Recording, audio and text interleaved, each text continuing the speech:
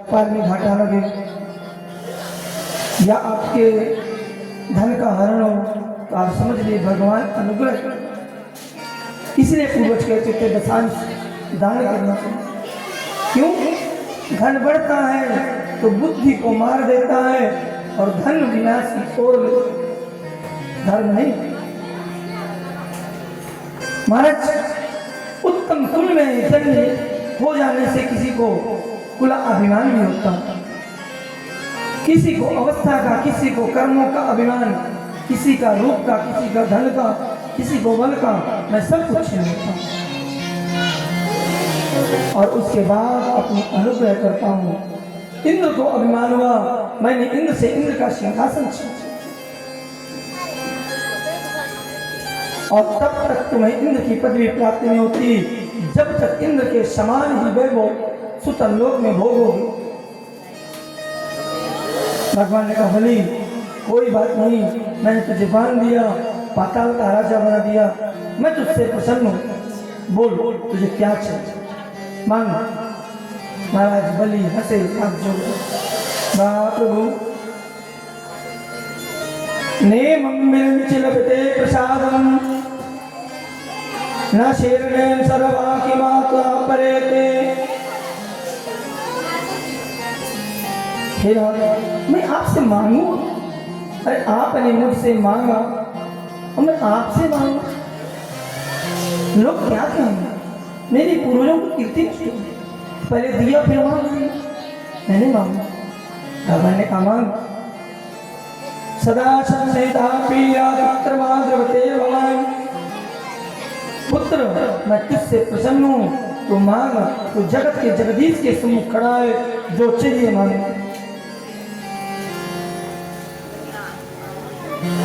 महाराज बलि कहते हैं मत्स्य पहलागम भद्रंते प्रायम सुतत्नायम। हे भगवान मुझे कुछ नहीं चाहिए। भगवान कहते हैं मोट मांग, मैं देना चाहता हूँ, कुछ तो मांग ले। और जब भगवान की प्रसन्नता होती है तो वो बहुत कुछ देती है। महाराज बलि ने कहा देना चाहते हो, अनुग्रह करना चाहते हो? बलि ने कहा हाँ। महाराज ब्राह्मण ने कहा हाँ मांग। तो महाराज बलि ने हाथ जोड़ा, प्रभुनाथ आप देना चाहते हो तो एक वरदान दे दो, मैं जब चाहूँ आप मुझे दर्शन। भगवान ने कहा एवं। और हम कोई भी बात फ्लो में प्रसन्नता में कहे डालते हैं, बाद में पछताते हैं। और महाराज नारायण बलि के प्रेम में बन गए। अब बलि निकलता कच्छ से, भगवान दर्शन दो।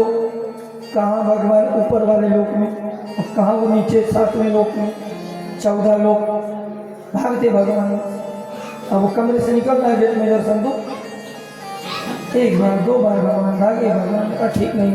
भगवान बलि के द्वार बार कर खड़े हो। महाराज एक धिरार आदमी बैकुंठ पहुंचे और महालक्ष्मी से हाथ जोड़कर अनुनय विनय करते, मैया क्या बैकुंठ में कुछ कमी है धन की? महालक्ष्मी ने कहा क्यों? बोले जगत का जगदीश भगवान कमल नहीं है ना, भगवान का एक नाम कमल नहीं है। आजकल नौकरी कर रहे हैं बलि के द्वार पर। महाराज लक्ष्मी मैया ने कहा क्या बात करते? बोले हाँ कहाँ है ना? लक्ष्मी जी ने कहा मुझे पता तो नहीं, कुछ बोल के नहीं है, पर आए आपके दिन होते हैं। नारद जी ने कहा मैया वहीं द्वारपाल बनकर खड़े। महालक्ष्मी चली बैकुंठ से पाताल की ओर। सुंदर वस्त्र, सुंदर आभूषण, सुंदर मुखमंडल और साक्षात जो जगत की जगदीश की पत्नी होगी कितनी शोभा होगी, सुंदरता कितनी होगी। और मैया लक्ष्मी छम छम करती हुई पाताल पहुंच गई और लिया एक धागा और हल्दी और महाराज बलि के सिंहासन के सामने दरबार में जा पहुंचे। और देर नहीं किया, झट हल्दी का टीका लगाया और धागा राखी बांधी। हमारा जैसे राखी बांधी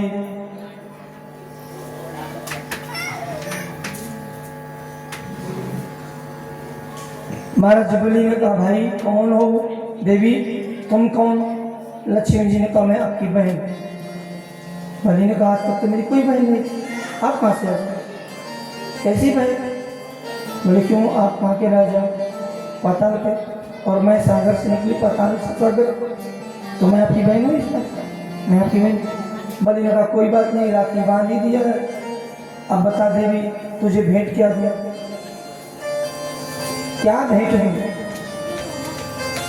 और महाराज लक्ष्मी जी ने कहा आप नहीं दे पाओगे, मैं मांगू भैया इसलिए आप नहीं दोगे, मत कहो रहने को। महाराज बलि ने कहा क्यों नहीं दूंगा? अरे तू मेरी बहन है, और अगर बहन बनकर आई है, राखी बांधी है, तो मांग तुझे क्या चाहिए, मैं दे देता हूँ। महाराज लक्ष्मी जी का भैया देना चाहता है? बोले हाँ। बोले पक्का दे देगा? बोले हाँ दूंगा। तो बोले अपना द्वार खोल दो। भगवान मुस्कुरा। महाराज बलि खड़े देख रहे थे। बोले बाहरी बहन, एक आया जो सब कुछ छीन लिया, अब वो दर्शन देता है और कुछ नहीं, अब एक तू आई जो इसी को मांग के ले जा रहे हैं। कोई बात नहीं, बहन बनी है, ले ले। और महाराज लक्ष्मी जी वैकुंठाधिपति को लेकर चली। वैकुंठाधिपति कर्जदार हो गए लक्ष्मी जी, और उसी दिन से रक्षाबंधन का त्योहार चला। हम आप मानते हैं ना? कैसी बहन थी, क्या मांगा द्वार पर? आज की बहन हो तो क्या मांगती है? हिसाब लगाती 500 की मिठाई, 100 रुपये की राखी, 300 किराया, 900 हो गए। और अगर भाई को राखी बांधे और भाई 200 की नोट दे, महाराज फिर देखो उसका स्वरूप, राखी वाखी एक तरफ, समझ में नहीं आता। अरे मैं इतनी दूर से आई हूँ, कितना खर्चा करके आई हूँ, 900 रुपये तो लग गए, तुम दे रहे हो 200। और अगर कहीं वो देना चाहे कि 2-4 हज़ार दे दूँ, तो श्रीमती जी का मुखमंडल देखो, वो अलग गुस्सा, सब कुछ दान दे दो, बच्चे क्या खाएंगे? मेरे लिए साड़ी लाना तो नहीं देते हो, मुझे मायके जाना था तो नहीं अच्छी साड़ी लाए। नाना प्रकार के लोग। बहन को चाहिए, भाई को राखी बांधने आती है, प्रेम से भाई जो दे दे वो ले लेना चाहिए। और महाराज आज पंडित जी जो धागा बांधते हैं, चावल नहीं रखना चाहिए यहाँ तो। हम आप चावल रख लेते हैं, पीछे फेंक देते हैं, नहीं, हाथ में कुछ रखना चाहिए। अगर नहीं इधर तो फूल चावल रखे। भागवत जी में लिखा पत्रम पुष्पम फलम तोयम यो में भक्त्या प्रचति। लेकिन अगर ब्राह्मण देवता हाथ में अच्छा सूत्र मान रहे हैं, तो आप पहले तो दक्षिणा रखो, अगर नहीं है तब चावल बोल रखो और पंडित जी को दे। मालूम हो कौन सा मंत्र बोलते हैं पंडित जी? महाराज बलि का ही मंत्र। तेन बुद्धो बलि राजा दानवेंद्रो महाबला तेन त्वं प्रतिविधनामि रक्षेमाचल माचला। महाराज उस रक्षा की लाज रखना, रक्षा करना, जो मैंने तुम्हारे हाथ में बांधा, और भाई बंधन में बंध जाता है और पूरे वर्ष बहन की रक्षा करता। अब आज तो व्यापार हो गए, सही पूछो तो व्यापार। न बहन के अंदर प्रेम है, न भाई के अंदर त्याग है। बहन वहां से हिसाब किताब जोड़ते आती है, और भाई ने 1100 से कम दिया तो सुनाती, ठीक ठाक सुनाती है, मोटी मोटी। और भाई देना चाहे तो भाभी भाई को सुनाती। अरे आप मत रोको, दान दे रहा, और दान से पुण्य मिलता है, और पुण्य की जेब पाताल में होती है। पाताल आप वो दान कर रहे हैं, उस दान का भाग आपको अंत में भी मिल सकता है, और मिलता है। महाराज बलि के दरबार से लेकर के लक्ष्मी जी वैकुंठाधिपति को चली, और लेकर के वैकुंठ में पधारी। बोले भक्त वत्सल भगवान की जय। शुक्राचार्य जी कहते हैं मंत्र तंत्र तंत्र चित्रा देश कालार्थ वस्तु सर्वं करोति निश्चर्ये नाम संकीर्तनम तम। भगवान अपने भक्तों के लिए नाना प्रकार से अवतार लेते हैं। और कैसे अवतार लेते हैं? महाराज आपको कल हमने कथा सुनाई थी, थोड़ी अधूरी हमारी उत्कंठा सुना। महाराज वृत्तासुर नाम का जो राक्षस था इंद्र को मारने आया। वृत्तासुर इंद्र से कहता है इंद्र युद्ध कर, और जब वृत्तासुर युद्ध करने के लिए तैयार हुआ तो इंद्र का हाथी ऐरावत जो 1,00,000 ऐरावत हाथियों के बराबर था, ऐसा वो प्रहार अपने सूंड से करता है वृत्तासुर के पेट में, और वृत्तासुर के पेट से टकराकर गिर जाता है। कितना बल हो। महाराज इंद्र का वज्र छूट गया, डर गए, इससे नहीं जीत सकते। महाराज वृत्तासुर ने कहा इंद्र अपना वज्र उठाओ, मुझसे युद्ध करो, मैं जानता हूं विजय तुम्हारी होगी। कौन सा ऐसा भाग भक्त बदला नहीं भाई का आया नहीं, कह रहा युद्ध करो, विजय आपकी होगी। और महाराज इंद्र वज्र उठाते हैं, उससे युद्ध करते हैं। वृत्तासुर कहता है जब तुम वज्र से मेरे ऊपर प्रहार करोगे उस समय मुझे नारायण का दर्शन हो और मैं आपके प्रहार को रोकूंगा, और उसी समय तुम मेरा अंत कर दो। अपनी मृत्यु का कारण भी मैं मरूंगा। क्यों भागवत भक्त वृत्तासुर आसुरी प्रवृत्ति, फिर भी भागवत भक्त अहो दानवानां संदिष्टो यत्सते मतिर्षि। वृत्तासुर ने जब ये सब बताया तो इंद्र सुनकर गदगद हो गए, बोले धन्य हो तुम दानवराज, तुम सचमुच धन्य हो जो रणभूमि में भी ऐसे पावन विचार बने। अचानक वृत्तासुर की आसुरी भाव जागृत हुई। तुरंत वृत्तासुर ने इंद्र से बोला इंद्र सावधान, युद्ध करो। इंद्र को सावधान करके वृत्तासुर ने एक मुक्का घुमाकर इंद्र के वाहन ऐरावत पर फिर मारा। महाराज मूर्छित होकर हाथी गिर गया, इंद्र का वज्र छूट गया। वृत्तासुर खड़े होकर कहते इंद्र चुपचाप वज्र उठा लो, क्योंकि इसके बिना मैं मरने वाला नहीं। उठाओ युद्ध करो। महाराज परीक्षित भगवान शुक्राचार्य से पूछते हैं वृत्तासुर में ये भागवत भक्ति का संस्कार था, भगवान की स्तुति करता था रणभूमि में, ये संस्कार इसमें कहां से आया? सुखदेव स्वामी ने सुनो राजन, वृत्तासुर पूर्व जन्म में चित्रकेतु नाम का राजा, इसकी लाखों रानियां थी परंतु कोई संतान नहीं। अंगिरा मुनि ने अपने आशीर्वाद स्वरूप कृपा में फल दिया, और वह फल राजा चित्रकेतु ने अपनी बड़ी रानी, और वह फल बड़ी रानी ने खाया। महाराज ऋषि का प्रसाद उसको पुत्र हुआ। अब एक को पुत्र हुआ, 99,000 खाली 1,00,000 थी। अब राजा की आसक्ति उस रानी पे हो गई जो बड़ी थी, पुत्र हुआ उसको, तो 99 जलने लगे उससे, और उनने एक गोष्ठी बनाई, प्लान माताएं बहुत जल्दी बनाती, और जहर खिला दिया चित्रकेतु के पुत्र।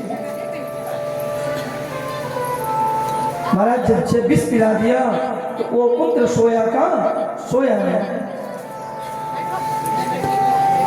अब महाराज जैसे पता चला चित्रकेतु राजा को बड़ी रानी ने बताया, तो अपनी छाती पीट कर रोने लगे। पुत्र के पास आकर पुत्र उठ जाग रोता था। तभी महाराज अंगिरा नारद जी के साथ पुनः उपस्थित हुए, महल में उपस्थित हुए और समझाते हैं राजन तेरे भाग्य में पुत्र सुख नहीं है, क्यों रो रहा है व्यर्थ का विलाप क्यों करता है, चुप हो जा, भगवान का भजन कर। और महाराज चित्रकेतु छाती पीटते हैं, पैर पकड़ते हैं, कहते हैं बाबा मुझे कुछ नहीं चाहिए, पुत्र चाहिए, मेरे पुत्र को जीवित कर दो, मैं मर जाऊंगा इसके लिए। नारद जी ने अंगिरा को एक तरफ हटिए, मैं बताता हूँ। और नारद जी ने कहा क्या चाहिए तुझको चित्रकेतु? बोले पुत्र। नारद जी ने लिया जल, अभिमंत्रित किया और उस बालक को छोड़ दिया और बोले उठो बेटा उठो। अंगिरा मुनि का राजन अब पुत्र से बात करो। और नारद जी का पुत्र उठो, जीवात्मा पश्चिम भद्रम ते मातरा पिता, अपने माता पिता का सुख, माता पिता को सुख प्रदान करो, उठो। और महाराज जी का पुत्र उठो। नारद जी ने आह्वान किया, उठ गया। और जैसे पुत्र उठा, नारद जी ने कहा अरे जीवात्मा तेरा कल्याण हो, तेरे माता पिता तेरे लिए कितने आंसू बहाए। सुनी नारद जी क्या कहते हैं? तेरे माता पिता तेरे लिए आंसू बहा रहा है,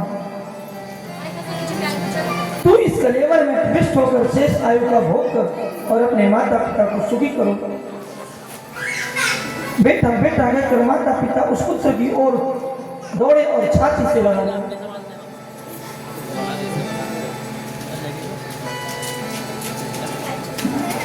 उस इच्छा में बालक का भूल पड़ा। कस्मिन्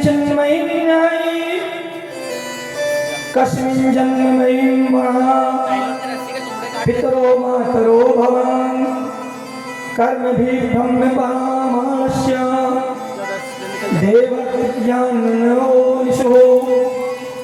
अरे बाबा, जीवात्मा बोला कृपा करके आप अपना परिचय, किससे परिचय पूछ रहा है? जिसके लिए चित्रकेतु रोए जा रहा है, उससे उसका पुत्र वह जीवात्मा बोला अपना परिचय दो, कौन हो जो छाती से लिपटने के लिए दौड़। बोले तू मेरा पुत्र है, मैं तेरा पिता हूँ। वह जीवात्मा बोला मैं अपने कर्म अनुसार कितने शरीर ग्रहण कर चुका हूँ, मुझे स्वयं गिनती नहीं। कुकर, सुकर, बिल्ली, चूहा, मच्छर, मानव इत्यादि में कितनी बार बन चुका हूँ। इसलिए तुम बताओ तुम मेरे हो कौन, कौन से जन्म के पिता हो, मुझे यही बताओ, परिचय दो। बड़े बड़े देवलोकों में भी मैं गया तो नीचे से ऊपर तक मैंने लाखों शरीर धारण किया। जब भी शरीर मिलता है तब भी उसे शरीर की कोई ना कोई बाप और माँ मिल जाती है। इसलिए आप कौन से जन्म के पिता और माँ, कृपया बताइए। नारद जी बोले राजन जल्दी परिचय दो, नहीं चला जाएगा। राजा ने कहा बस हो गया परिचय, अब कोई परिचय दे नहीं हो सकता ना अपने। बाबा मैंने परिचय दे दिए, हम जिसके लिए रो रो कर आंख फोड़ रहे हैं उसी को परिचय देना पड़ रहा है। राजा ने कहा हमें पहचान तक नहीं रहा, अब मैं समझ गया यह संसार नकली है, सब संबंध नकली, शरीर के साथ बनते हैं, शरीर के साथ छूट जाते हैं। अब तो मैं अपना शाश्वत संबंध प्रभु से स्थापित करना चाहता हूँ। तब नारद जी को उपदेश किया। चित्रकेतु ने शंकर भगवान की उपासना करके अंत में विद्याधर लोक को प्राप्त किया। अब चित्रकेतु विद्याधर बन गए और विद्याधर विमान में बैठकर विचरण करता हुआ एक दिन कैलाश पर्वत पहुंचा। कहाँ पहुंचा? कैलाश पर्वत। और कैलाश पर्वत में जाकर देखता है कि भगवान भूत वामन शिव शंकर अपनी गोदी पे जगत जननी मां पार्वती को बैठाकर सत्संग सुना रहे हैं। क्या सुना रहे हैं? नंदी गणों को कथा सुना रहे हैं। और पहुंच गया विद्याधर उल्टा सीधा बोलने, शंकर जी को उल्टा सीधा बोलने। बोले कैसा शंकर है, लज्जा नहीं आती, कहाँ कैसे बैठ रहा है, समझ में इसको नहीं आता, अपने आप को भगवान कहता है। ऐसा लोग गुरु साक्षात् धर्मावता शरीरम अस्ते मुखाय समायाम मिथुनी भोग भाग्या। अरे अपने को भगवान कह रहा है और सभा में कैसे बैठना चाहिए ये तो लज्जा आनी चाहिए। गोदी पे बैठा भगवान अनर्गल प्राप्त करता है और भगवान भूत भवन हंसते। और माता पार्वती को क्रोध, माताओं को जल्दी क्रोध आता है, क्रोध आया और माँ पार्वती ने उसे श्राप दे दिया, जा तू राक्षस हो, दुष्ट, तू जगत के करुणाधार भगवान भूत भावन को गाली देता। अब संत बोलो, जा राक्षस हो, प्रतिघृणा ने साफ हो, मैं तुझे श्राप देती हूँ। महाराज विद्याधर ने श्राप स्वीकार, मुझे श्राप का श्राप स्वीकार और प्रणाम करता है माँ के चरणों में और कहता है, मिया मैं आपको प्रणाम इसलिए नहीं कह रहा हूँ, आप मेरे सांप को काट दो। माँ पार्वती ने कहा, हो ही नहीं सकता, मैंने कह दिया है, मेरी वाणी आपको कष्ट पहुंचा, इसलिए मैं क्षमा चाहता हूँ। मेरी वाणी से जो आपको कष्ट देना, उसके लिए मैं आपसे क्षमा चाहता हूँ। मैं राक्षस होने में जन्म लूँ, मुझे कोई नहीं। माता पार्वती प्रसन्न हुई और बोली, मेरा श्राप मिथ्या नहीं हो सकता, तू असुर जरूर बनेगा और असुर देव में भी तेरी बुद्धि भागवत भक्ति बनेगी, ये मेरा आशीर्वाद है। सुखदेव स्वामी कहते हैं, जन वही चित्रकेतु माता भवानी के हिसाब से वृत्तासुर बना और भागवत भक्ति के कारण संसार के सभी कारण भूमि में भी इसने भगवान की दिव्य स्तुति की और वज्र के द्वारा इसका उद्धार हुआ। महाराज शुकाचार्य जी कहते, राजन दिति के मरुगण नामक 49 बेटे हुए, जो असुर के दाता होने पर भी देवताओं में गिने जाते। यह वायु के विचित्र रूप है। पुष्पन के प्रभाव से दिति मां के गर्भ से इनके 49 टुकड़े होने पर भी वह बालक मरे और अंत में देवताओं के बंधु बन के कारण इनकी गणना देवताओं में। और कैसे गोस्वामी जी कहते हैं, हरि प्रेरित अवसर चले मरुत 49, हरि प्रेरित भगवान की प्रेरणा से चले मरुत 49, वह मरुगण 49 जो हैं दिति के पुत्र वह चल दिए। और महाराज परीक्षित को शुकाचार्य स्वामी कहते हैं, राजन महाराज महामुनि सुखदेव से एक बड़ा ही सुंदर प्रश्न किया परीक्षित ने। भगवान समदर्शी हैं और जब भगवान की लीलाएं हम सुनते हैं तो भगवान पक्षपात करते हैं, देवताओं पर अनुग्रह करते हैं और दैत्यों के साथ छल करते हैं। ऐसा क्यों करते हैं गुरुदेव? शुकाचार्य जी ने कहा, कब किया? शुकाचार्य स्वामी प्रसन्न होकर बड़े बहुत बढ़िया प्रश्न किया, सुनो ध्यान से। यही प्रश्न तुम्हारे दादा धर्मराज युधिष्ठिर ने देवर्षि नारद से किया। दादाजी युधिष्ठिर राय से यज्ञ कर रहे थे, तब प्रथम पूजन किसका किया जाए? तभी सबने मिलकर बोला कि द्वारिकाधीश का पूजन आरंभ। और शिशुपाल कौन था? महाराज भगवान का पार्षद था, दैत्य था वो। भगवान को रोज 99 गाली देता। भगवान की बुआ का पुत्र, 4 हाथ थे जब उसका जन्म हुआ और आकाशवाणी हुई कि विचित्र पुत्र है, जिसके छूने से इसके हाथ गिर जाए उसके हाथों इसकी मृत्यु होगी। और भगवान ने उसको आशीर्वाद दिया कि 49 गाली माँ, 100 के ऊपर जाएगा तभी मालूम। बुआ को ये वचन दे दिया भगवान। और शिशुपाल रोज 99 देता, भगवान चुप रहते। आज युधिष्ठिर पूजन कर रहे हैं द्वारिकाधीश का और महाराज शिशुपाल चालू हो। दुष्ट स्वभाव। भीमसेन खड़े हुए, चुप हो जा, मार दूंगा। भगवान ने कहा चुप हो जाओ। अर्जुन खड़े हुए, अर्जुन को भगवान चुप कराए। स्वयं दाऊद दादा खड़े हुए। दुष्ट, लज्जा नहीं आती किसको गाली दे रहा है? भगवान ने कहा दादा चुप हो जाओ, इसको मैं छूट दी, 100 गाली का छूट। शिशुपाल उस दिन उग्र हो और ध्यान नहीं रहा कि कितनी हो गई और चालू रहा गाली देना। और जैसे सौ हुई भगवान ने कहा सावधान, अब मत दे। बुआ को जो वचन दिया था पूरा हो, एक भी दिया तो खैर नहीं। और शिशुपाल ने कहा कि मेरा क्या करूँगा, दूंगा।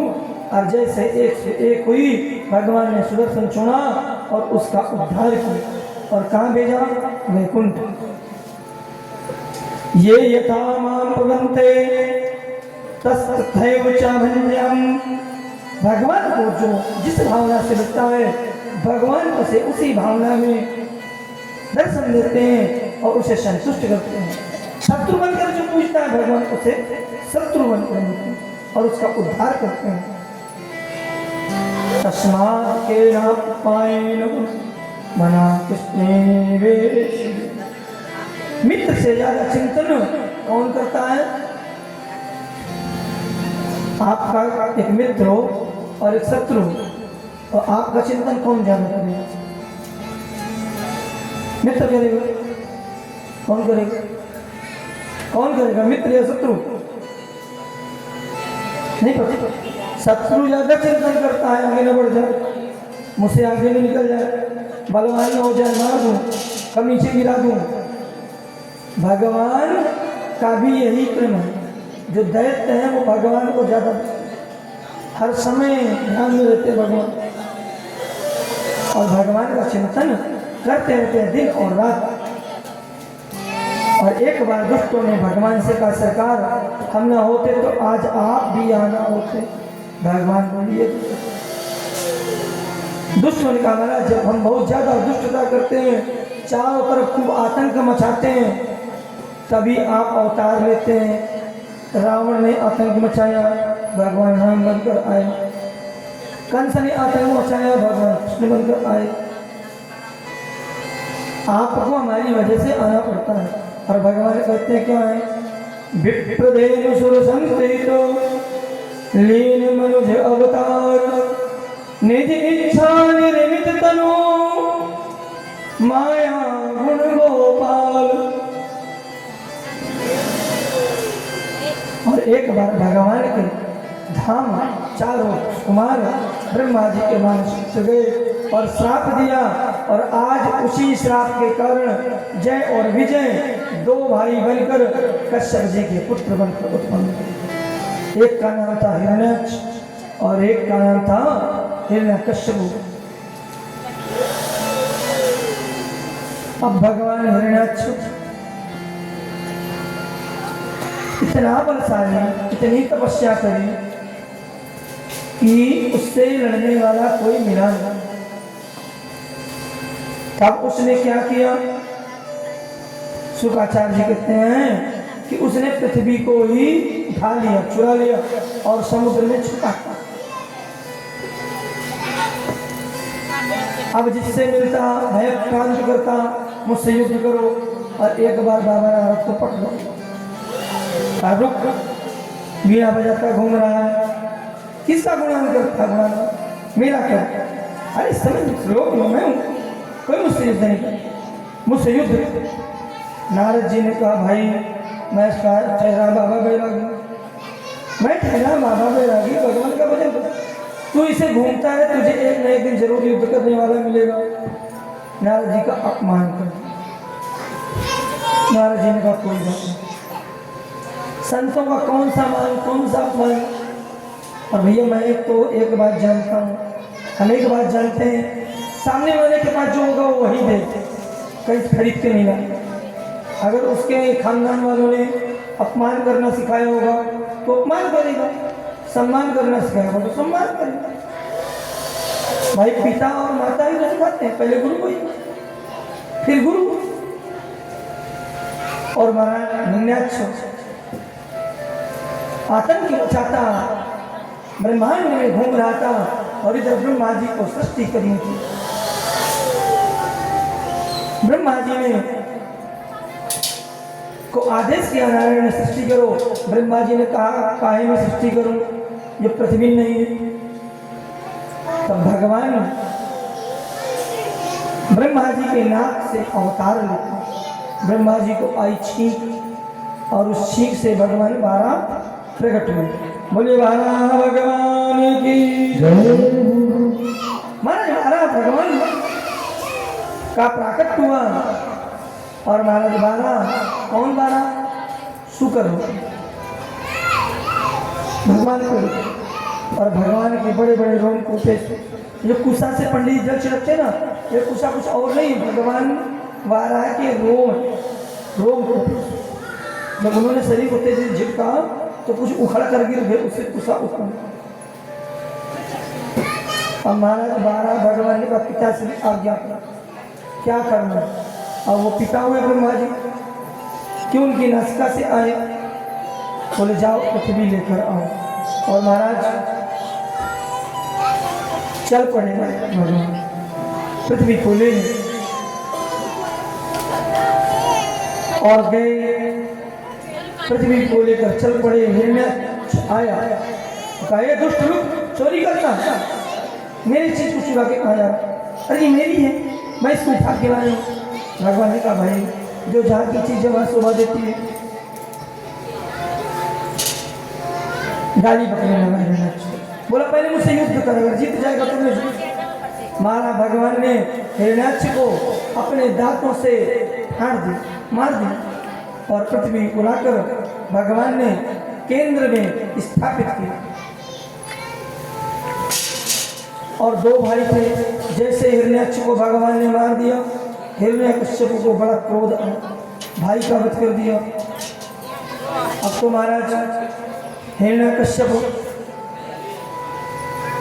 चला तप करना और जाकर यमुना के तट पर घोर तपस्या और इधर उसकी पत्नी कयाधु के गर्भ में महाराज प्रहलाद जी आए इंद्र को लगा कि दुष्ट है तप कर रहा है भगवान से शक्ति मांगेगा और भगवान ब्रह्मा इसको शक्ति देंगे और ये आकर फिर आतंक मचाएगा इससे अच्छा है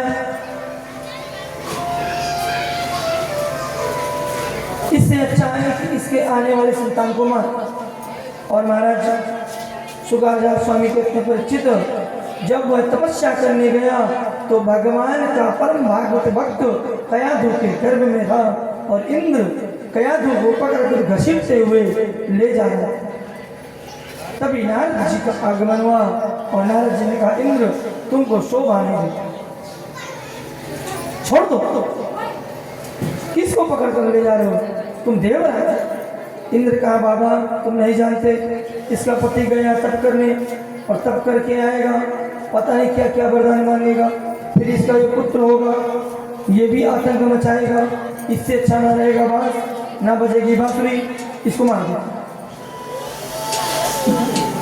नारद जी ने कहा दिमाग खराब हो गया अरे भगवान का भक्त है छोड़ इंद्र ने कहा नहीं वो तो बोले मैं वचन देता हूँ कि अगर ये देखते हो तो मैं इसे मारूंगा और नारद जी कयाधु को लेकर कुटिया रोज क्या सुनाते हैं भगवान का गुणानुवाद जब कोई भी माँ गर्भ से हो तो उसे टीवी और मोबाइल नहीं देखना चाहिए उसे रामायण का पाठ करना चाहिए भगवान का कीर्तन करना चाहिए भगवान की कथा सुननी चाहिए उससे वह पुत्र आने वाला भगवान का भागवत भक्त ने जैसी चीज हम करेंगे अब वो गर्भ में भी शिक्षा मिलती अभिमन्यु ने शिक्षा प्राप्त किया था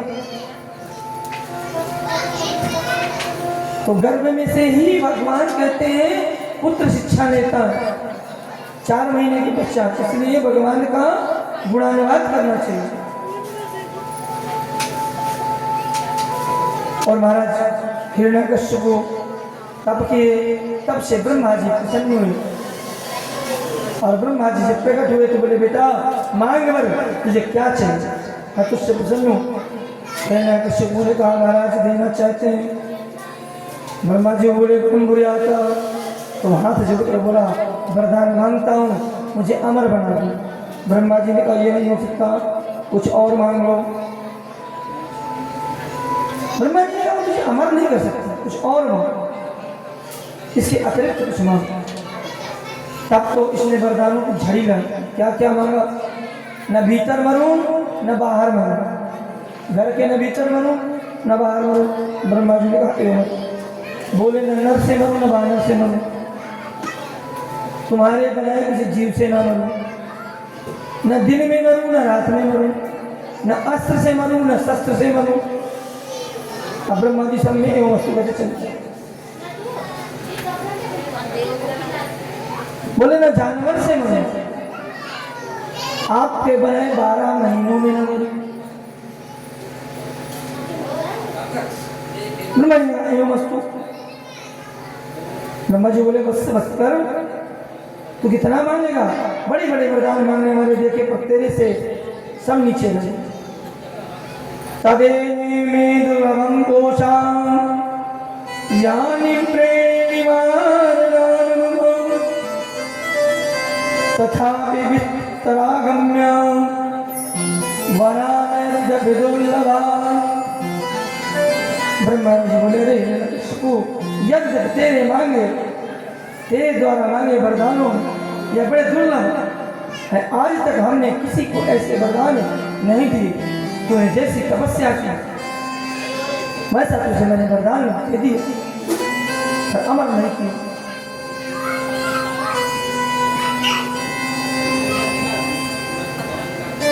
अब हिरण्यकश्यप प्रसन्न होगा, अब तो मैं अमर हो गया, अब मुझे बता कौन मारेगा। और अपने आप को अमर बनाकर चल पड़ा दिग्गज करते हुए बड़े बड़े राजाओं को हरा। अब पहुंच गया, देवताओं को बंदी बना दिया, इंद्र से झाड़ू लगवाने लगा, वरुण से पानी भरवाया। सब देवता इसकी दासत्व स्वीकार कर भगवान से रोते हुए प्रार्थना करने लगे, प्रभु कब इस दुष्ट का पिंड छूटेगा।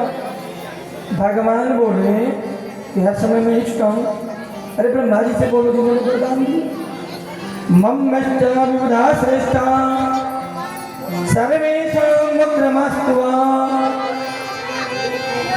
हे देवताओं, आप घबराओ नहीं, हम आपका कल्याण अवश्य करेंगे, प्रतीक्षा करो। और हिरण्यकशिपु के बेटा में 4 प्रहलाद, अनुराग, सहनाद और प्रहलाद। और प्रहलाद जी बचपन से ही भगवान की भक्ति के प्रतिभा संपन्न थे। ब्रह्मांडयाशील संपन्ना सत्यसंधो जितेंद्रिया।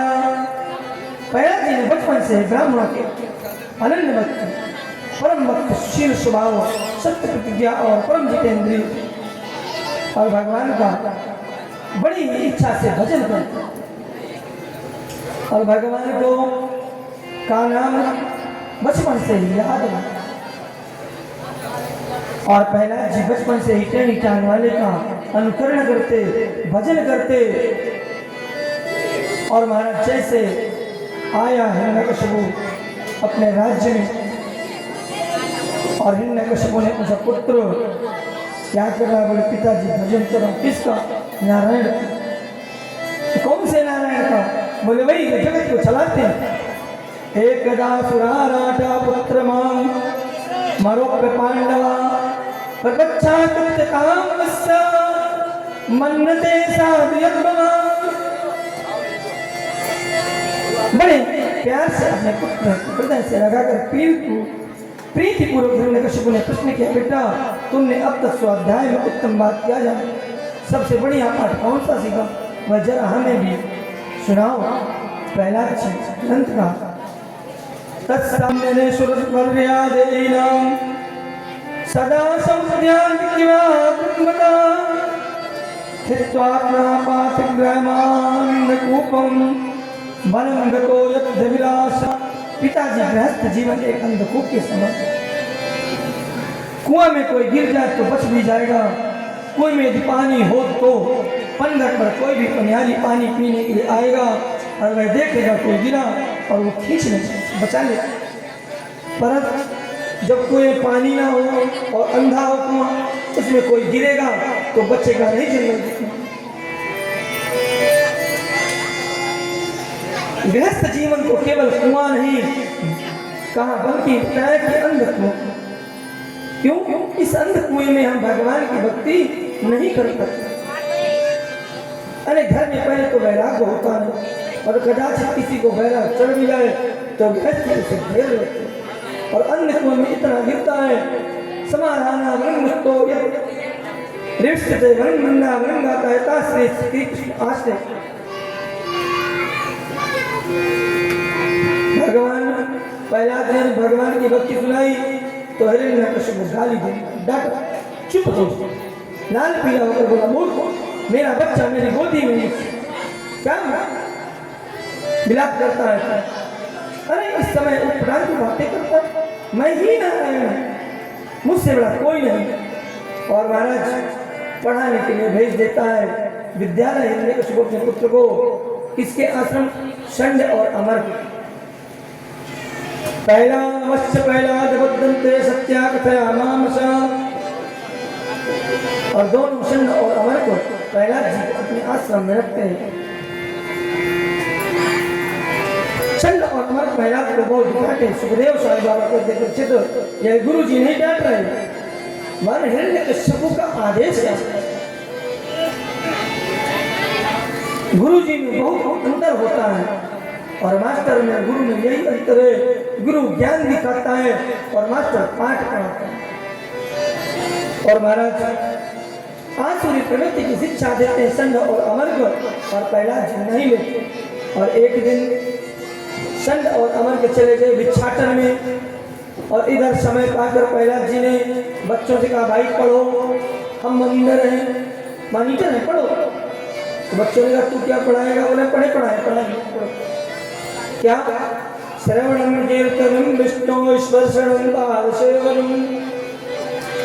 श्रवणं कीर्तनं विष्णु स्मरणं पादसेवनं। अर्चनं वन्दनं दास्यं शाक्तमात्मनिवेदनम्। इत्योषार्पिता विष्णु भक्तिश्चेन्वालाच्छा क्रेते भगवदायोध्या तन्मध्ये मुक्तमाम। नवदा भक्ति का आदेश है। बोले भगवान की भक्ति क्यों? कहाँ तुम्हारो काटो, चढ़ाई करो, काट डालो। और षंड और अमर भिक्षाटन में गए और प्रहलाद जी पाठ पढ़ाते क्या? श्रीनारायण नारायण नारायण श्रीमन्नारायण नारायण। श्री नारायण नारायण नारायण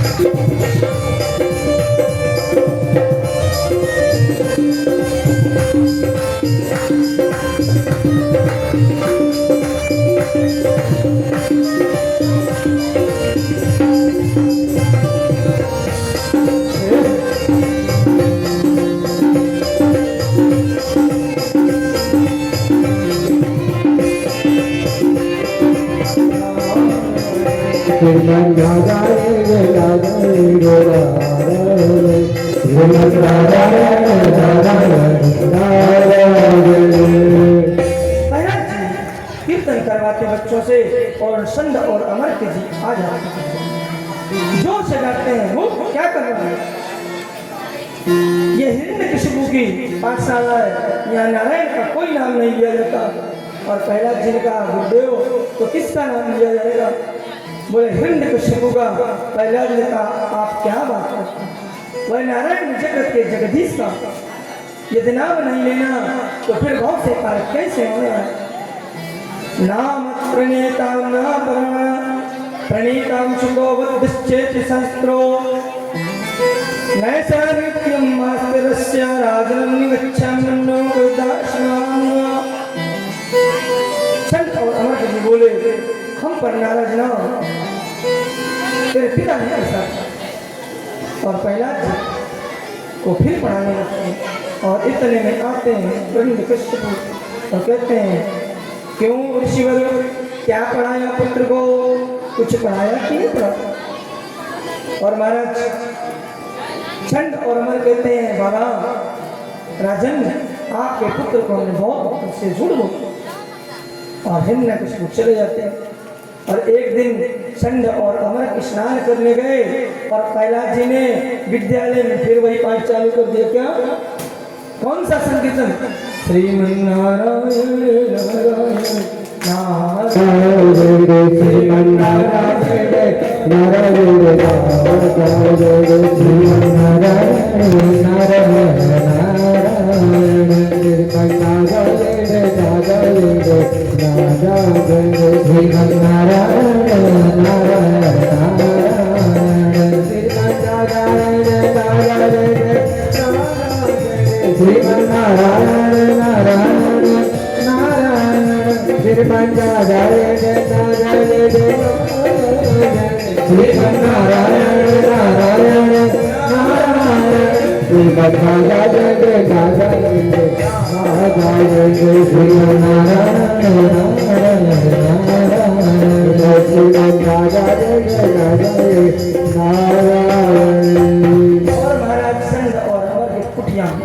विद्यालय में और कीर्तन सुना और जैसे छुआ प्रहलाद जी को स्वयं गाने लगे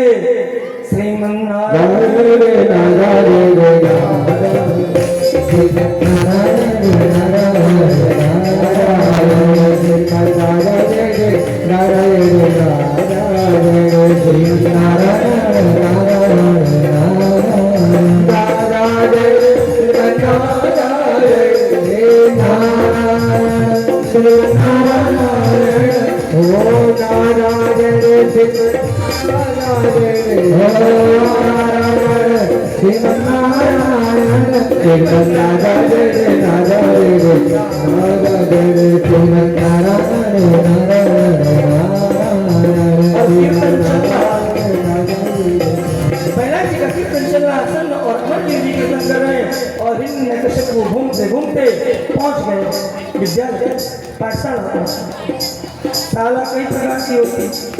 पहुंच गए और देखा कि यहाँ तो मेरे दुश्मन का नाम पुकारा और जैसे पहुंचे हिरण्यकश्यप और हिरण्यकश्यप ने भी छुआ महाराज वह भी उसी भजन में नहीं। कौन सा भजन जो हिरण्यकश्यप के जाते हैं वो भी भजन करने लगे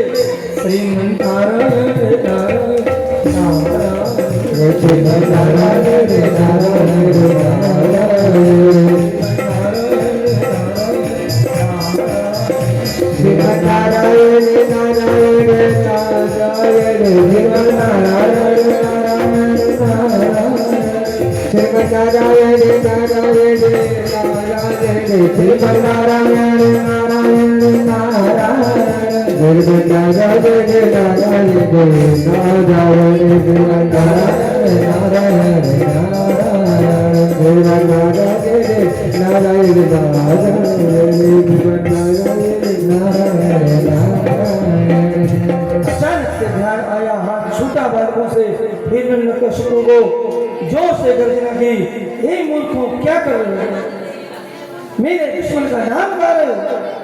हिरण्यकश्यप को देखकर षण्ड और अमर के महाराज कांप रहे थर थर करके। महाराज क्षमा करें, ये नाम आपका पुत्र गा रहा है। तो बोले आप भी तो गा, बोले हमने मना किया और पता नहीं कौन सी जादू की पुड़िया है इसके पास, कौन सी जादू की छड़ी है, इसको स्पर्श किया तो हम भी गाने लगे। और ना आप भी तो थोड़ी देर पहले गा रहे। हिरण्यकश्यप ने कहा अब तुमसे कुछ नहीं हो, तुम्हारी पाठशाला में मेरा पुत्र बिगड़ गया, मैं घर ले जाता हूँ। और महाराज घर ले कयाधु से बोले, कयाधु इसको समझाओ ये हमारे दुश्मन का नाम नाल। और महाराज प्रहलाद जी को कयाधु समझाती है, पर भगवान का भक्त मातृन्य कृष्ण करता सुतो माता जी गृहस्थ में क्या लेना देना, भगवान का नाम संकीर्तन करो, भगवान का नाम जपो। हे पिताजी, इस प्रकार से सब लोग संसार में व्यर्थ में अन्न परंपरा में गिरकर जीवन भर गृहस्थी के क्लेश में भोगते पड़े रहते हैं और बाद में 28 प्रकार के नरक होने जाते हैं। इसलिए जितना हो भगवान का नाम संकीर्तन क्या करो, भगवान का नाम संकीर्तन करो। जैसे ऐसे कहा हिरण्यकश्यप को क्रोध का पारावार बड़े बड़े पर्वत शिखरों से गिराया।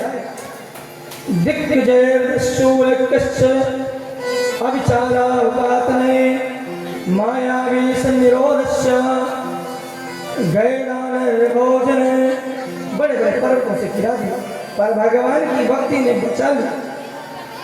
हाथी से कुछ भगवान का भक्त वहां भी बचा, पानी में फेंक दिया वहां भी हिरण्यकश्यप बच गए।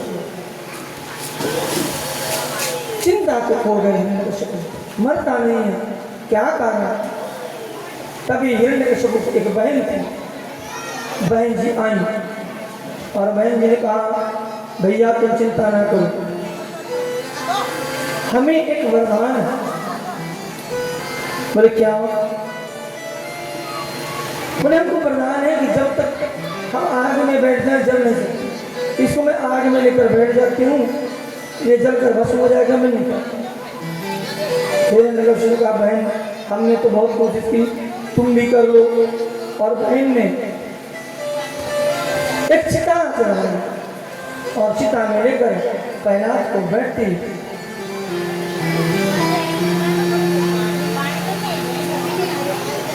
और जब कैलाश को बैठती है देवासुरो मृष्यवा यक्षोगंधर्व एवचा भजनम चरणम सुस्तिमान स्यादिभावं, भगवान के भजन से कैलाश को कुछ नहीं। महाराज अग्नि में लेकर बैठती होलिका बहन का नाम और होलिका स्वयं जलकर भस्म हो जाती और महाराज कैलाश जी श्रीमन नारायण नारायण नारायण कहते हुए बाहर आ जाते। हिरण्यकश्यप को और क्रोध आया, इतना क्रोध आया कि क्रोधावंत होकर हिरण्यकश्यप ने पुत्र प्रहलाद को पकड़ा और बोले आज तुझे मार दूंगा, बता तेरा नारायण कहाँ? क्रोधांत सम्मोहा सम्मोदे विभ्रमा स्मृति वृद्धिनाशा बुद्धिनाशा प्राणस्ते। क्रोध में अंधा हुआ हिरण्यकश्यप चिल्ला पड़ा, रे मूर्ख तेरा भगवान यदि सबको बल पराक्रम देता है करता है तो बोल कहाँ? प्रहलाद ने कहा कहाँ नहीं है, हर समय सर्वदा है, हर क्षण है। हिरण्यकश्यप ने कहा कहाँ? ईश्वर प्रहलाद कहते हैं ईश्वरवास्यामिदं सर्वम, हे पिताश्री मेरा नारायण सर्वत्र है, सर्वदा है, हर जीव में है। हिरण्यकश्यप ने कहा तो क्या इस खम्भे में? प्रहलाद ने कहा क्यों? भक्त का दृढ़ विश्वास। और महाराज गुस्से से आग बोला हिरण्यकश्यप, उसने गदा उठाया और खम्भे में प्रहार किया और जैसे स्तंभ में प्रहार किया खम्भे को पाड़कर भगवान प्रकट हुए। गड़गड़ गड़ानो खम्भ फाटो चार सदारो निगसो नरनार को रूप अति भयानक। गड़गड़ गड़ावे जीवन बतावे, गड़गड़ गड़गड़ावे दसन जीवन बतावे, चितवत सरोज मानो अंग जात खानो। क्रोध में लाल पीले होते भगवान नरसिंह प्रकट हुए, बोल नरसिंह भगवान की जय। और भगवान नरसिंह ने कहा दुष्ट बहुत हुआ, भक्त को कष्ट देता है और भगवान भक्त की रक्षा के लिए आज स्तंभ को अपना बाप बना लिए स्तंभ से प्रकट हो। भगवान की भगवत का ही भक्त जिसने भगवान का चिंतन करता है भगवान वहां प्रकट हो। और भगवान नरसिंह कितना भयंकर अट्टहास किए कि सारे दैत्य मूर्छितों पर गिर पड़े। हिरण्यकश्यप घबरा गया, मन में सोचने लगा मैं तो वरदान प्राप्त हूँ, ब्रह्मा जी के वरदान से मेरी रक्षा करेंगे ब्रह्मा, मुझे कुछ नहीं। और महाराज नरसिंह से युद्ध छिड़ गया और महाराज नरसिंह ने उठाकर पटक दिया अपनी गोदी को। भगवान से कब तक भगवान ने गोदी में पटका और बैठ गए। हिरण्यकश्यप ने कहा तुम मुझे नहीं मार सकते। भगवान ने कहा क्यों? बोले क्योंकि मुझे भगवान ब्रह्मा से वरदान।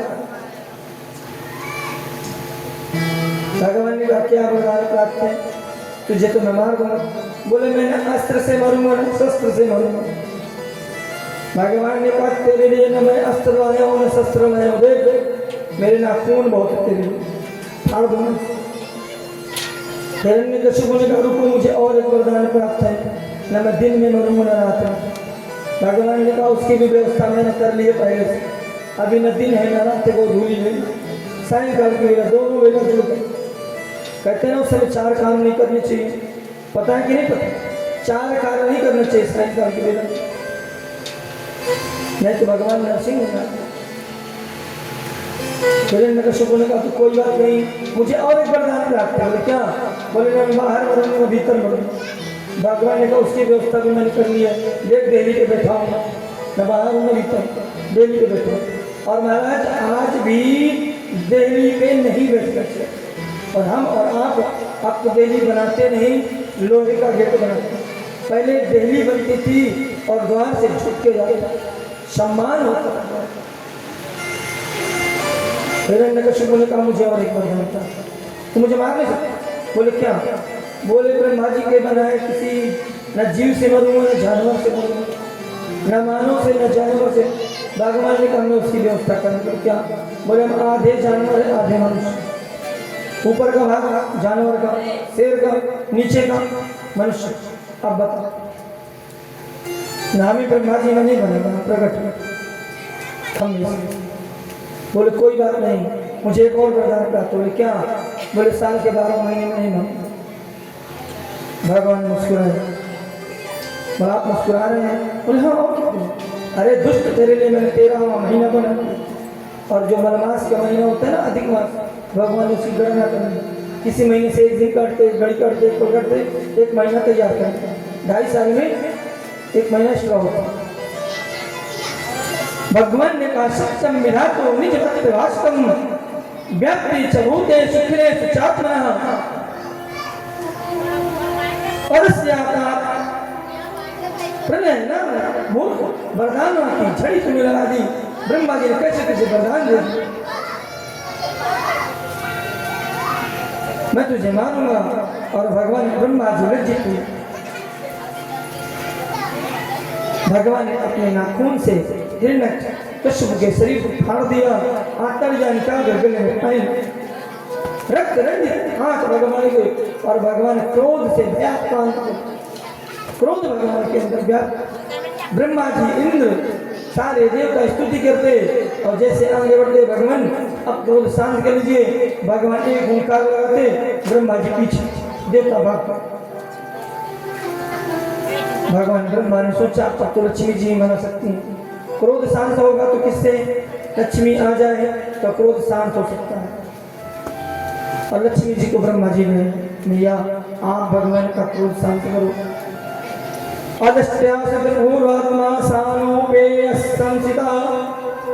माता लक्ष्मी ने देखा संकित हो गई, ये मेरे नाम तो नहीं हो सकता। ब्रह्मा जी ने कहा आप ही के तो छमछमाती आभूषणों से लदी लक्ष्मी जी आगे बढ़ी भाग लगी, और जैसे पहुंची भगवान नरसिंह के पास, एक बार जोर की ओंकार लगाई, लक्ष्मी जी 1 9 2 11 1 2 3 हो गई। बोले मेरे नाथ नहीं, अरे मेरे नाथ मुझे देखते ही शांत हो जाए, मेरे नाथ हो ही नहीं सकते। ब्रह्मा जी समझ गए इनका क्रोध लक्ष्मी जी से भी शांत नहीं। भगवान को क्रोध क्यों? जब भगवान के भक्त को कोई कष्ट पहुंचाता है तो भगवान उस भक्त की रक्षा के लिए आते हैं और उस दुष्ट का संहार करते हैं। स्वपादं मूले पैकुंठमार्गां विलोक्य देवा कृपया परमंदा। भगवान के जहाँ जहाँ चरण पड़े वहाँ वहाँ तीर्थ में भगवान ब्रह्मा जी ने कैलाश का पुत्र तू आगे बढ़, अब भगवान का क्रोध तू ही शांत कर सकता है। और प्रहलाद जी दोनों हाथ जोड़े भगवान का नाम स्मरण करते हुए भगवान नरसिंह की ओर बढ़े। भगवान ने सोचा भक्त आ रहा है, कैसे उठाऊं, कैसे लाड करूं। और भगवान ने जीभ निकाली, हाथ में तो नाखून से छूते सुंदर सुकुमार बालक भगवान का भक्त, नाखून गढ़ते रक्त निकलता, भगवान को कष्ट होता। क्यों? भगवान स्वयं के भक्त मेरे मुक्तमणि, मैं भक्त उदास, कैसे भक्तों को मैं कष्ट दे सकता हूँ। और भगवान नारायण आज जीभ लगाकर पहला को चाट रहे। ब्रह्मादया सुरगणा मुनोत्तया सिद्धा सत्वैकतामामयतो चस्या प्रभावे। भक्त को भगवान चाट रहे और कहा ब्रह्मा जी कहते हैं गोद में बैठा लिया। शुक्राचार्य कहते हैं भगवान नरसिंह ने प्रहलाद को और चाटे जाए। अच्छा, जानवर की जीभ कड़वड़ी होती और जब वो चाटता है तो अत्यधिक सुख मिलता है। माने डरते डरते भगवान ने जब कहा पुत्र मांग क्या चाहिए, तो प्रहलाद डरते डरते हाथ जोड़कर बोले प्रभु देना चाहते हो। भगवान ने कहा कुरुते प्रेत कर्माणि पिता पुत्र सर्वसा। हे भगवान, अगर देना चाहते हैं तो मेरे पिताजी को क्षमा करो और उन्हें वैकुंठ का वास दो। प्रेत कर्म करने के लिए बड़े ब्रह्मा जी ने प्रकट होकर भगवान और भगवान नारायण ने कहा जिसको स्वयं हमने मारा हो वो नरकगामी होगी नहीं। ब्राह्मण से गोयम छोद्रकामयानेच्छते कच्छयात वसे चेना प्रेतान्या शिक्षाच चतुर्वर्ण्यम मया सत्ता गुणाक्रम विलास।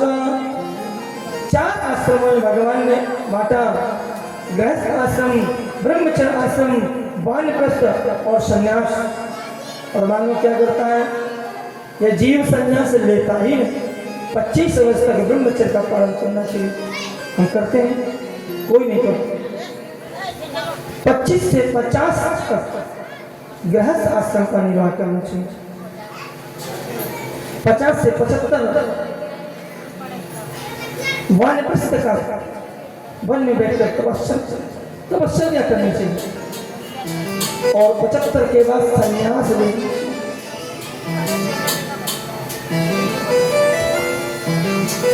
यावद्वदेयं यथदन्तवत् स्वस्वयं हि देहिनाम् अधिगम्यो भिन्यते सा स्थिरो धन्यवादे।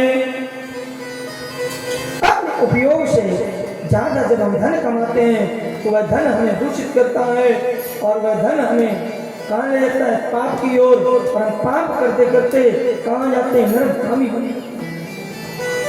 शुक्राचार्य जी कहते हैं राजन आज ये क्या कुछ करता है, फिर भी भगवान भोजन प्रदान और हम दिन रात कमाने में लगे रहते हैं।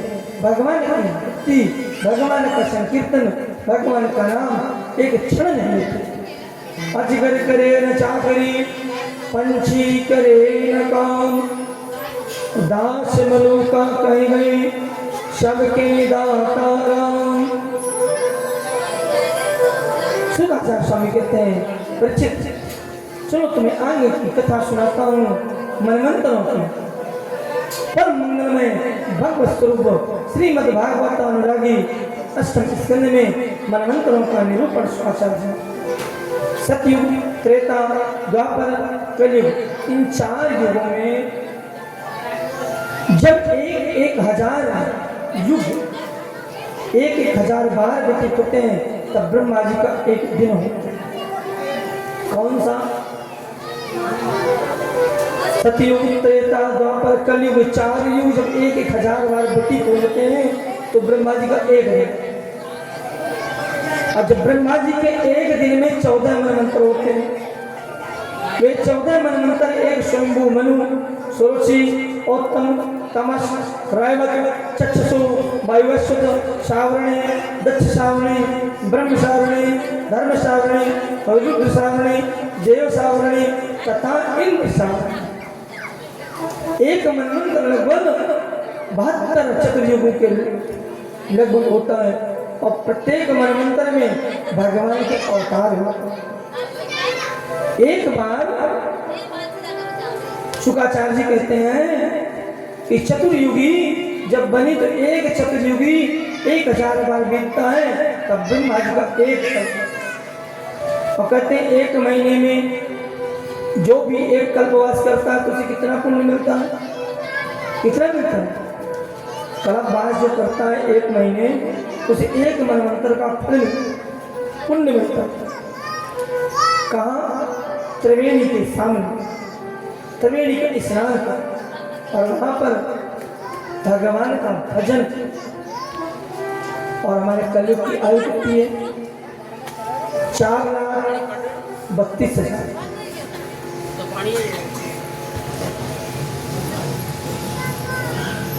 और द्वापर की उससे 2 गुना 8,64,000। त्रेता की उससे 2 गुना, अब आप लोग जोड़ते जाइए, हमारी मत कमजोर। और सतयुग की उससे 2 गुना। इतनी आयु है। और 4,32,000 वर्षों चलने वाला कलयुग अभी 5125 वर्ष पहले से 5,125-26 वर्षों, ज्यादा नहीं। और अभी कलयुग खत्म होने में कई हजार वर्ष। और आज ये स्थिति है तो जब कलयुग अपनी चरम सीमा में आएगा अंतिम में तो इसलिए क्या होगा जरा सोचिए। आज माँ की सेवा, बाप की सेवा पुत्र नहीं करता, बाप को बाप नहीं मानता, माँ को माँ नहीं मानता, छोड़ देता है वृद्धाश्रम। तो कल्पवास करने कौन कौन अभी तक गए? कोई गए यहाँ से, गोदरिया से? एक चीज में तो गोदरिया हमें बहुत पसंद है कि यहाँ सनातन का परचम ले रहा। मामा जी यहाँ किसी मोमडन को किराए में भी जमीन नहीं देते, किराए में कमरा नहीं देते, पूरा सनातनी सबसे सुंदर। प्रयाग कौन कौन गया नहाने इस बार? हाथ उठाकर यही बता दीजिए, प्रयाग कौन कौन गया नहाने? यहाँ से अभी कुंभ हुआ था ना, महाकुंभ। महाकुंभ में कौन कौन गए यहाँ से नहाने? अकेले माता जी आप ही गई? कोई नहीं गए? 2 लोग, 4-6 लोग गए यहाँ से, बाकी नहीं गए। चलिए आज हम सब प्रयाग चलते। मैं आपको 2 श्लोक बुलवाता हूँ, उन 2 श्लोकों के माध्यम से हम प्रयाग पहुँचते। जो भी इन 2 श्लोकों को बोलते हैं प्रयाग स्नान करने का फल मिलेगा। बोलना चाहोगे? कौन कौन बोलना चाहेगा? सभी। आधे हिरण्यकशिपु के हैं, कह रहे हैं हेतर में। हिरण्यकशिपु वाले कह रहे हम नहीं तरेंगे, हम तो ही बदला लेंगे। मार दिया ना, हाथ नीचे हो गए, हमें त्रिवेणी नहीं नहाना। चले जिनको नहाना वही बोल। त्रिवेणी सोमम, त्रिवेणी सोमम भरद्वाजं च वासुकिं वंदे अक्षपटं शेषं, वंदे अक्षपटं शेषं प्रयागं तीर्थनायकं। आपने नहाया था कि नहीं? कल परसों अभी कुंभ में नहाया था। ये इतने अभागे हैं कि इनको आप कथा करने का मौका है और महाराज जी नहीं थे। ये चारों तरफ इलाहाबाद ब्लॉक था, पर लोग पैदल गए और ये चित्रकूट से वहां हो सकता है मंदाकिनी मिलने में। ये असली कंसा है, मंदाकिनी नहीं आए, चित्रकूट में लोग रहते हैं। महाराज अचिदाम ग्रेवरो राजस त्रिकूटा इत्यो विश्रुतः क्षीरोदेन वृतं श्रीं मन्योजनायुक्मुक्षिता। शुक्राचार्य स्वामी महाराज त्रिकूट नामक एक पर्वत पर एक गजराज रहता था। बड़ा बलशाली था और उसकी अनेक रानियां थी। वह अपने हथनियों के झुंड के साथ इतना बलशाली कि सिंह भी उसका कुछ नहीं बिगाड़ सकता। गंधा मातृस्वायो गजेंद्र पर एक ही दिन भीषण गर्मी से संतप्त होकर वह गजराज सरोवर में स्नान करने गया। इसके साथ अपने परिकर पत्नी और बच्चों के साथ। और जब वहां पहुंचा और पानी पिया, प्यास बुझाई, जल में प्रविष्ट हुआ और किलोल करने लगा। चारों तरफ से उसकी पत्नियां रानियां, बीच में गजराज और उसके बच्चे। पानी को मतमैला कर दिया गजराज ने। तो ग्राह को क्रोध हो और ग्राह क्रोध में आकर गजराज का पैर पकड़ लिया। गजराज के अंदर इतनी शक्ति थी कि उसने सोचा कोई कीड़ा मकोड़ा पकड़ा झटकार दूंगा छूट जाए। और महाराज पानी के अंदर ग्राह की शक्ति बहुत होती और धीरे धीरे मगरमच्छ ने अपना मजबूत किया पैर को और ज्यादा और खींचने लगा। गजराज ने पैर खींचना चाहा नहीं, क्यों? ग्राह की शक्ति ज्यादा। तब गजराज ने अपने परिकर बुलाया। उनकी पत्नियों ने एक से एक सूर बचाकर खींचना चाहा, नहीं खींचा। बच्चों ने खींचा। कई दिन तक यह द्वंद्व युद्ध चलता। उधर ग्राह खींचता, इधर गजराज खींचता, पर कोई छूट नहीं। और गजराज धीरे धीरे अंदर चलता। एक दिन उसके परिकर ने छोड़कर उसको चले गए। तब गजराज गले के पानी में ग्राह खींच ले गया। और जब अकेला संकट में सब छोड़कर चले गए तो गजराज को कुछ नहीं सूझा और उसने उसी सरोवर का एक फूल तोड़ा।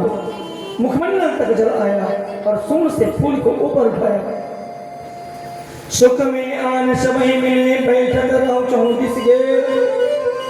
वो स्वामी जी लिखते हैं जब सुख आता है तो चारों ओर से हमारे भाई बंधु परिकर आकर बैठते। अब विपदा पड़ी सभी ने सन छाड़ को न आवत नेर। और जब विपत्ति आ जाए, संपत्ति ना हो, हमारा कोई नहीं है।